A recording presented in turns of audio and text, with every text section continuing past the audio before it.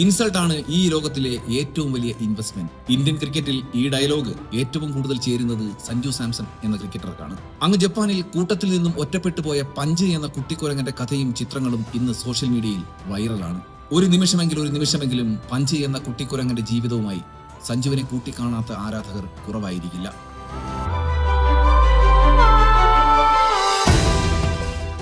South ആഫ്രിക്കയ്ക്കെതിരെയുള്ള ഞെട്ടിക്കുന്ന തോൽവിയിൽ പകച്ചു നിൽക്കുന്ന ടീം ഇന്ത്യ. പ്രസ് കോൺഫറൻസിൽ സ്വന്തം ടീം അംഗത്തെ അപമാനിച്ച് സംസാരിച്ച് എയറിലായ ഇന്ത്യൻ ക്യാപ്റ്റൻ. തോൽവി കാരണം തമ്മിലടിക്കുന്ന കോച്ചും ക്യാപ്റ്റനും. പാർട്ട് ടൈം ബോളർമാർക്ക് മുന്നിൽ പോലും തലകുനിക്കുന്ന ഇടങ്കയ്യൻ ബാറ്റർമാർ. ഇന്നിംഗ്സിലെ ആദ്യത്തെ ഓവർ നേടാൻ മടിക്കുന്ന ലോക 1-ാം നമ്പർ ടീമിലെ കളിക്കാർ.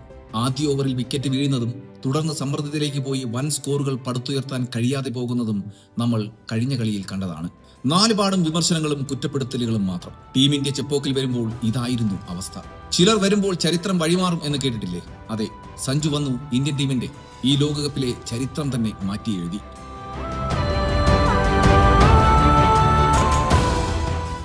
എതിരാളികൾ സിംബാബ്വെ.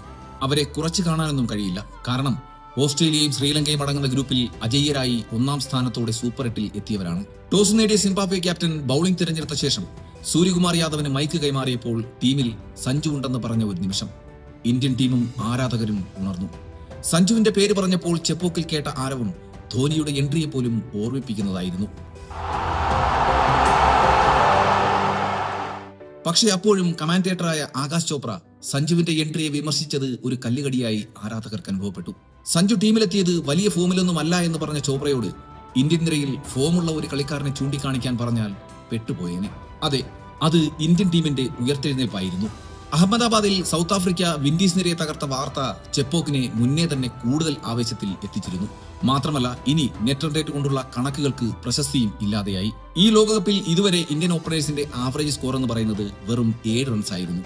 ഇർഫാൻ പഠാനും കപിൽ ദേവും രവിശാസ്ത്രിയും ഒക്കെ പറഞ്ഞതുപോലെ ഇന്ത്യക്ക് വേണ്ടത് ഒരു വിസ്ഫോടക തുടക്കമാണ്. അത് നൽകാൻ സഞ്ജുവിന് മാത്രമേ കഴിയുമായിരുന്നുള്ളൂ. പക്ഷേ ഇതൊരു ഡു ഓർ ഡൈ മത്സരമായിരുന്നു ഇന്ത്യക്കും സഞ്ജുവിനും. വല്ലപ്പോഴും വീണ് കിട്ടുന്ന അവസരം പോലെ ഇന്നലെയും സഞ്ജു ടീമിലെത്തി. റൺ സ്കോർ ചെയ്യാൻ കഴിയാതെ പുറത്തായാൽ ഇന്ത്യൻ ടീമിൽ തന്നെ സഞ്ജുവിന്റെ സ്ഥാനം ചോദ്യം ചെയ്യപ്പെടും. ഏതൊരു കളിക്കാരനും ഈ അവസ്ഥയിൽ തട്ടിയും മുട്ടിയും 30 റൺസ് സ്കോർ ചെയ്ത് സ്ഥാനമുറപ്പിക്കാനായിരിക്കും ശ്രമിക്കുക. പക്ഷേ സഞ്ജു സാംസൺ അങ്ങേർക്ക് ഭയം എന്തെന്ന് പോലും അറിയാത്തതുപോലെയാണ് ഇന്നലെ ബാറ്റ് വീശിയത്. ഈ ധൈര്യം ഞാൻ ചാൾസ് ശോഭരാജിൽ മാത്രമേ കണ്ടിട്ടുള്ളൂ എന്നൊക്കെയുള്ള മീൻസ് ചേരുന്ന ഒരു ഇന്നിംഗ്സ്. സഞ്ജു ഇന്ത്യൻ ഇന്നിംഗ്സിന്റെ 2ാമത്തെ പന്ത് മിഡ് ഓഫിൽ കൂടി ഒരു സിക്സർ പറത്തി തുടക്കം കുറിച്ചു. 24 റൺസിൽ സഞ്ജു പുറത്താകുമ്പോൾ ഈ ലോകകപ്പിലെ ഏറ്റവും ഉയർന്ന ഇന്ത്യയുടെ ഓപ്പണിംഗ് പാർട്ണർഷിപ്പ് സ്കോർ ബോർഡിൽ കുറിച്ചിരുന്നു. ലോക നമ്പർ 1 ബാറ്ററെ മാത്രമല്ല, ലോക 1-ാം നമ്പർ ടീമിനെയും ഉറക്കത്തിൽ നിന്നും വിളിച്ചുണർത്തിയ ഇന്നിംഗ്സ് തന്നെയായിരുന്നു അത്. സഞ്ജു പകർന്നു നൽകിയ പവർ എന്ന വണ്ണം വന്നവർ എല്ലാം കത്തിക്കയറുന്നു. എന്നോ നഷ്ടപ്പെട്ട പ്രതാപം തിരിച്ചു പിടിക്കുന്ന ടീം ഇന്ത്യയെ നമുക്ക് ചെപ്പോക്കിൽ കാണാൻ സാധിച്ചു. എന്നോ നഷ്ടമായ അഭിഷേക് ശർമ്മ എന്ന പവർ ഹൗസിന്റെ തിരിച്ചുവരവും അവിടെ ആരാധകർ കണ്ടു.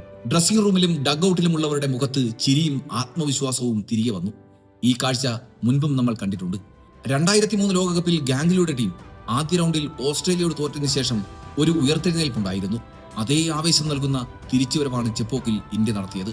ഈ ലോകകപ്പ് സ്ക്വാഡിലെ ഏറ്റവും മികച്ച അവസാന 11 തിരഞ്ഞെടുത്തത് മുതൽ ഓപ്പണിംഗ് ജോഡിയിൽ മാറ്റം വരുത്താനെടുത്ത തീരുമാനം വരെയും എല്ലാം വിജയമായി മാറി. സഞ്ജുവിനെ കളിപ്പിക്കുന്ന കാര്യം ചോദിച്ചപ്പോൾ അഭിഷേകിന്റെയും തിലക് വർമ്മയുടെയും പേര് പറഞ്ഞ് ചിരിച്ച് പരിഹസിച്ച സൂര്യയ്ക്ക് സഞ്ജു ഓപ്പണറായ കളിയിൽ ഗ്ലൗസും സഞ്ജുവിന് തന്നെ കൊടുക്കേണ്ടി വന്നു. 3-ാം നമ്പറിൽ തുഴഞ്ഞ തിലക് വർമ്മ 6-ാം നമ്പറിൽ പോയപ്പോൾ കളി പഠിച്ചു. മികച്ച ഫിനിഷറായി മാറി. സഞ്ജുവിന്റെ പിന്തുണ ഒന്നുകൊണ്ട് തന്നെയാണ് അഭിഷേക് ശർമ്മ തന്റെ ഫോം വീണ്ടെടുത്തത്. മികച്ച ഒരു ബേസ് കിട്ടിയപ്പോൾ സൂര്യകുമാർ യാദവും കത്തിക്കയറി.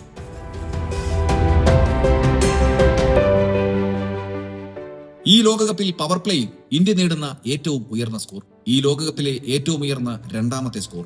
അങ്ങനെ പോകുന്നു സഞ്ജു നൽകിയ മികച്ച തുടക്കത്തിന്റെ ആഴം. 14 പന്തിൽ 24 നോക്കുമ്പോൾ ചെറിയ ഒരു സ്കോറാണ്.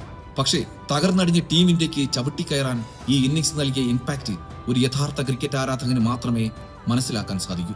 ലോകകപ്പിൽ മുഴുവൻ തുഴച്ചിൽ നടത്തിയ തിലക് വർമ്മയും സൂര്യകുമാർ യാദവും കത്തിക്കയറിയപ്പോൾ ശരിക്കും ആരാധകർ ഞെട്ടിയിട്ടുണ്ടാകണം.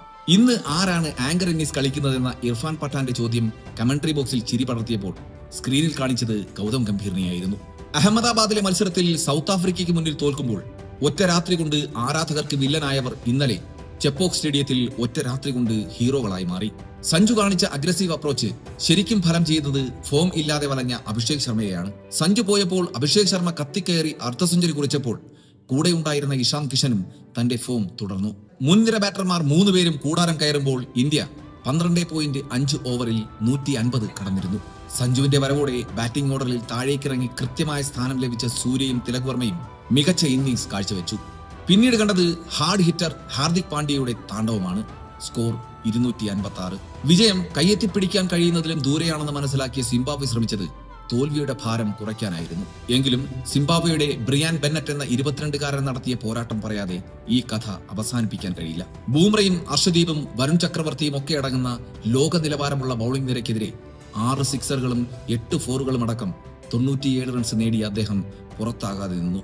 അവസാന ഓവറുകളിൽ ബൌളേഴ്സിനെ ഉപയോഗിക്കുന്ന രീതിയിൽ സൂര്യ എന്ന ക്യാപ്റ്റൻ കാണിച്ച അലംഭാവം മാത്രമാണ് ഇന്നലത്തെ കളിയിൽ ആരാധകർക്കുണ്ടായ മറ്റൊരു കല്ലുകടി. ബൂംറയുടെയും ഹാർദിക്കിന്റെയും ഓവർ ബാക്കി വെച്ച സൂര്യ അവസാന ഓവറുകളിൽ ദുബൈക്ക് ബോൾ കൊടുത്തത് വൻ പരാജയമായി മാറി. ദുബൈയുടെ 2 ഓവറിൽ സിംബാബ്വെ ബാറ്റേഴ്സ് അടിച്ചെടുത്തത് 46 റൺസാണ്.